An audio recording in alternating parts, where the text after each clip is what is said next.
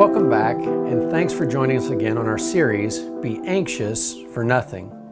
As Paul writes to the church at Philippi, and he says, be anxious for nothing, it doesn't just include things like our marriage that we looked at previously, but it also includes parenting. Now, not everybody becomes a parent, and that's okay. But for those of us who have decided to dive into the world of parenthood, we all know this can bring a little bit of stress sometimes, or maybe for some of us a lot of stress, and thus is capable of producing a great deal of anxiety. But that doesn't change what Paul wrote for us to not be anxious for anything, or be anxious for no thing.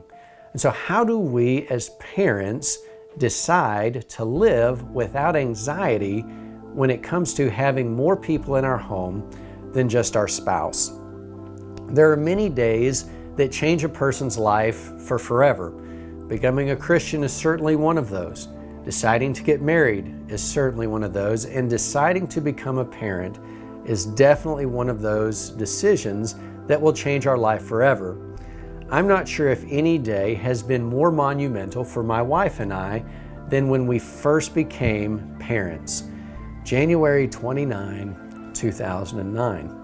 It wasn't just the day of birth that brought us overwhelming joy, but the process of learning the gender, selecting baby names, baby showers, hospital stays, first doctor appointments, all of the things prior to becoming a parent, and all of those experiences are imprinted in our minds.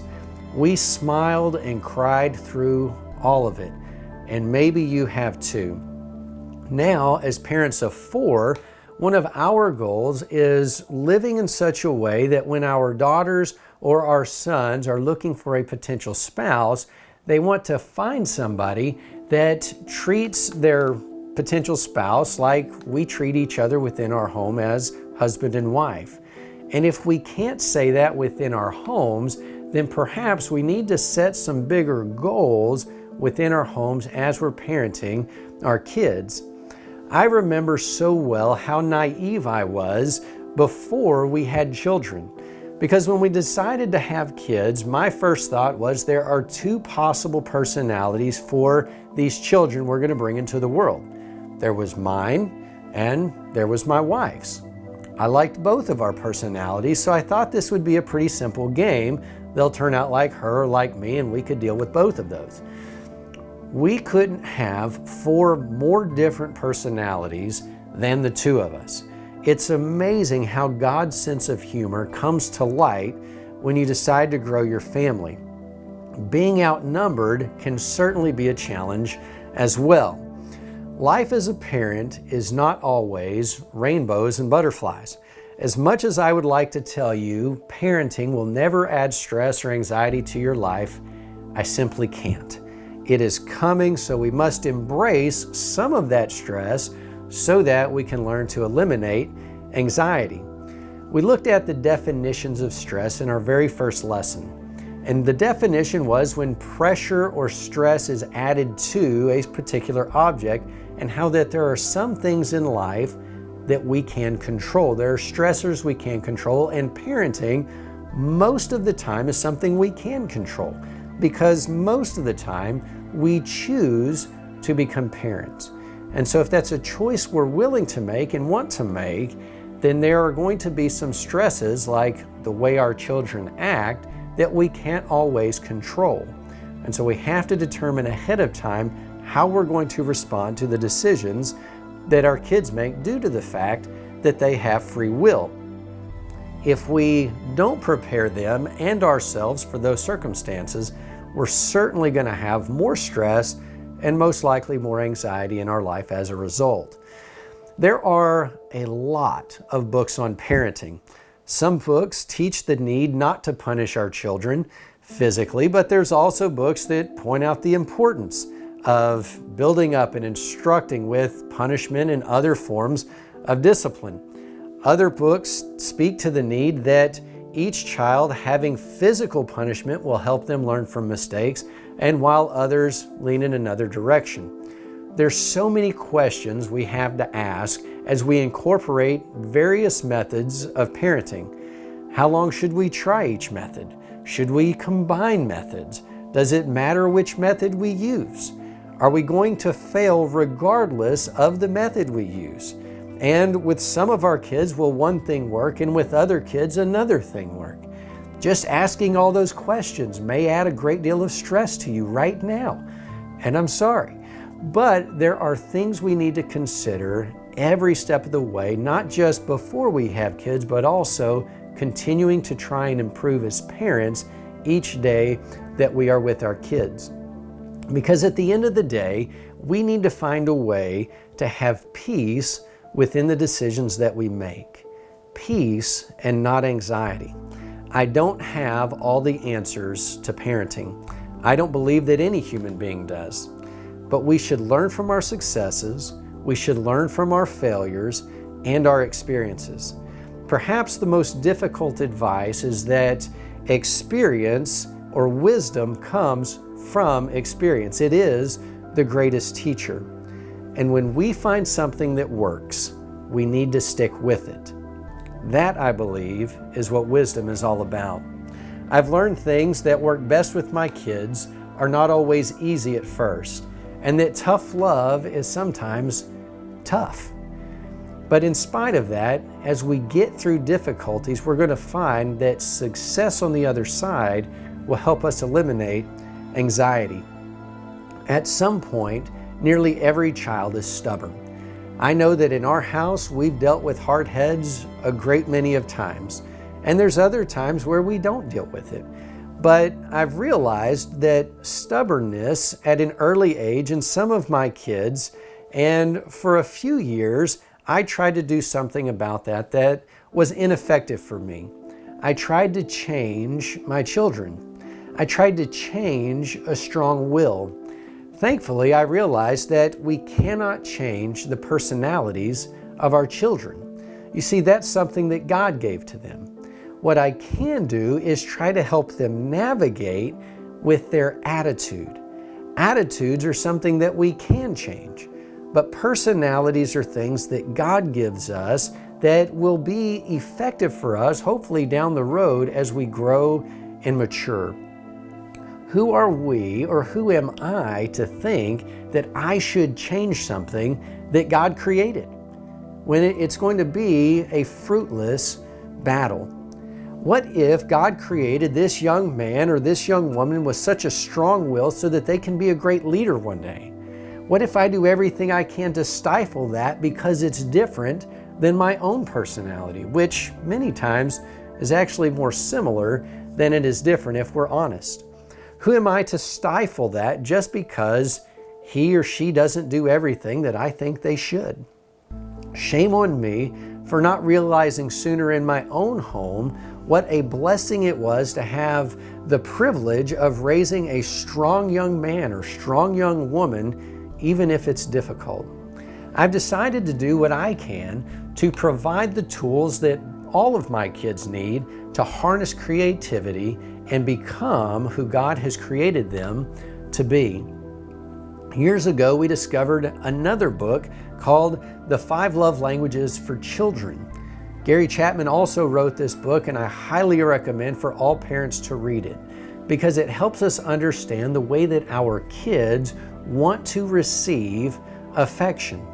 Last week, we looked at this with marriage a little bit, and I meant to share a story about, for years, buying my wife flowers. And I thought she loved flowers, and after several years, she said, "Why do you keep buying me flowers? I don't like flowers." And I thought, well, I suppose I should have asked. You know, one of the keys to understanding someone's love language is asking them and then paying attention to their response. Again, we don't want to leave it to a guessing game. And the same is true with our children. We need to have those open conversations to figure out, how does my child want to receive love and affection and appreciation? And when we figure that out, we need to learn to apply what they have told us. One of the key points that Gary Chapman makes in his book is that as parents, we should never take away love as a form of punishment. And just saying that, I get a lump in my throat because I've done that so many times. As a form of punishment, we take away something that in their eyes is a way that we show them love. And the other thing that I've learned is our form of punishment should not be taking away time that we spend with them, because our time is limited with our kids.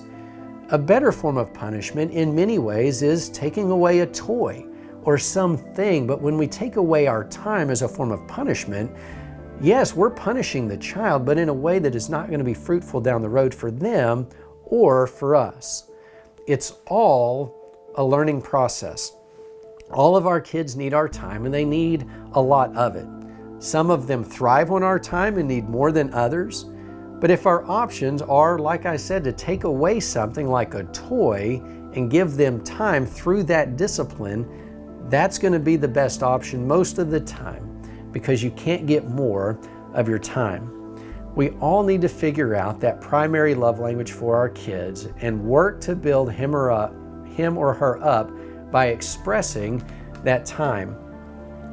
After we get a proper view on the importance of communication and time between us and our children, we must then deal with the understanding of two very important words: discipline and punishment. Discipline means to educate or instruct. Punishment is a consequence given for disobedience. Without fail, every single child at some point needs to be punished. Most adults do as well. None of them or us are perfect. Some children may need more punishment than others. All four of our children vary in the amount of punishment they've needed over the years. Discipline, however, is something that takes place daily in our lives and in our house for all of us. Our most important job as parents is to discipline and educate or instruct our children in the Lord. Our reaction to our children when they make good choices is a form of discipline. It's a form of instruction and education. Our reaction when they make bad choices is perhaps a more powerful form of discipline, or at least the one that they may remember the most. The struggle is different for all of us. When we find ourselves wanting to lash out at our kids, we need to take a deep breath and consider perhaps some alternatives to the way we communicate with our kids. For example, instead of threatening with, "Stop it or else," or "If you do that again, I'm going to," and then you fill in the blank.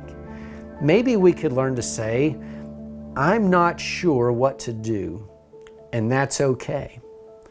Perhaps one of the hardest things to say to our kids is, "I don't know," because we feel like we have to have all the answers all the time, and it's simply not true.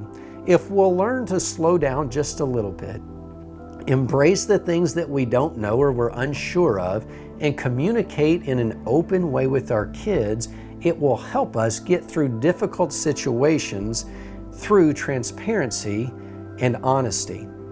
Learning together is always better than being domineering or authoritative. Admitting when we are angry and talking it out is better than exploding on our children. We need to learn we are capable of being in control all the time. And if we will learn to handle stress appropriately, we can eliminate anxiety from being present in our lives. Incorporating the TRIALS acronym into parenting can be done whether the children are ours biologically or otherwise. Regardless of the way we raise or currently raise our kids, I challenge us all to incorporate these qualities into our daily routine with our children. The next few slides will have some information for you to consider for the upcoming week. Pause and reflect on these slides if you need to. For transparency, this is key in any relationship, but especially with kids. Am I withholding information from my children that would be beneficial in our relationship?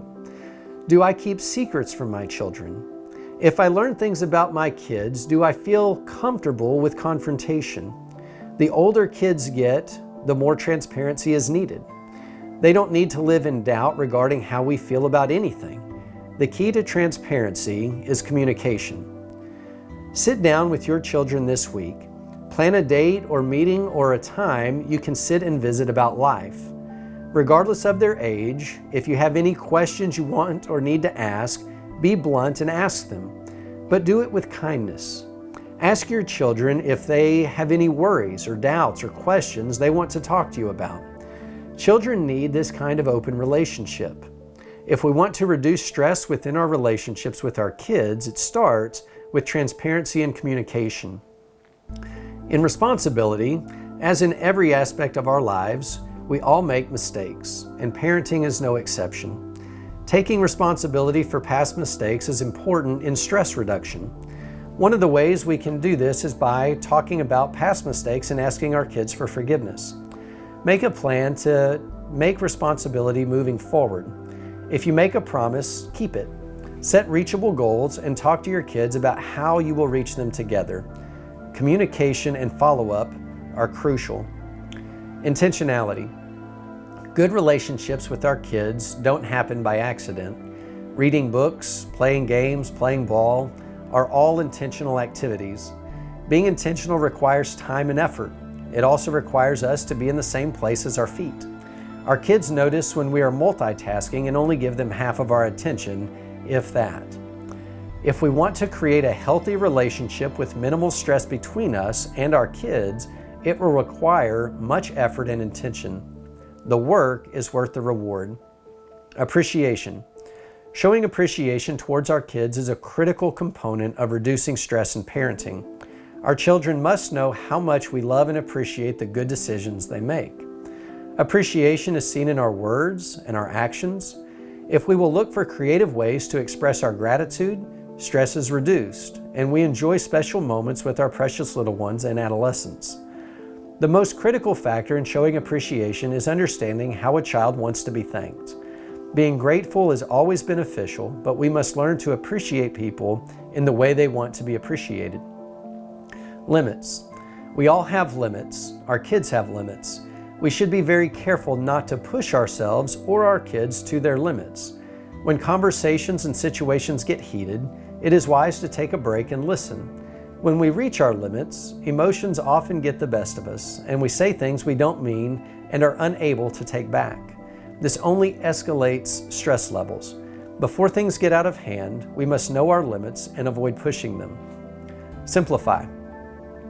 One of the greatest challenges of parenting is teaching our kids how to live a simple life. This is increasingly more difficult if we compare what we have to others. Part of simplifying is finding contentment. In fact, if we can find contentment in having less than what we have, simplifying becomes a much easier process. This is learned, and our kids are learning from our example. Where and what we find contentment in is constantly being observed. Your map for the week will be on the following slides. Again, pause on each slide and read and reflect if you like.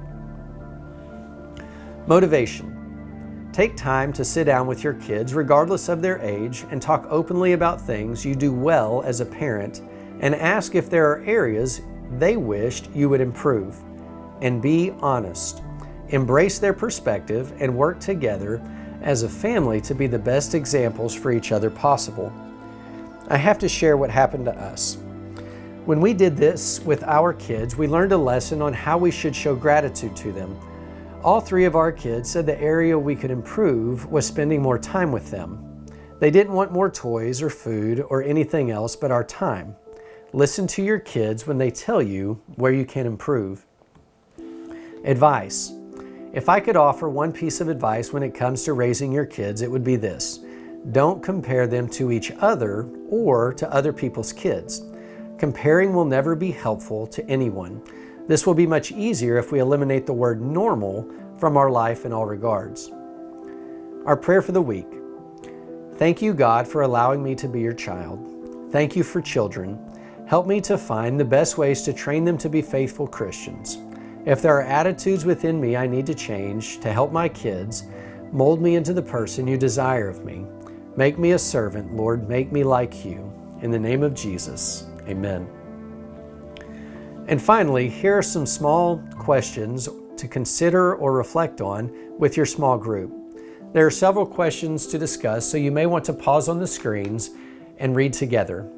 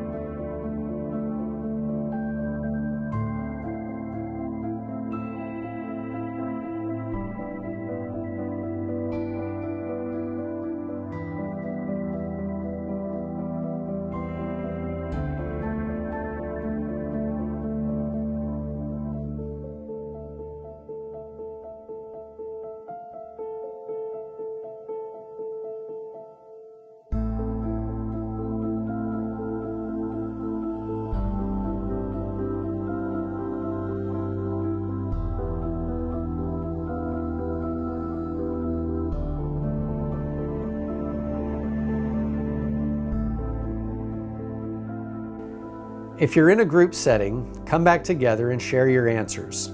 May we all be willing to share all of our experiences and resources with each other as we raise the next generation. Sometimes it takes a village, and we all need each other. Next week, we're going to look at work and anxiety, and I hope you'll make plans to join us then. Until next time, may the Lord bless you and keep you.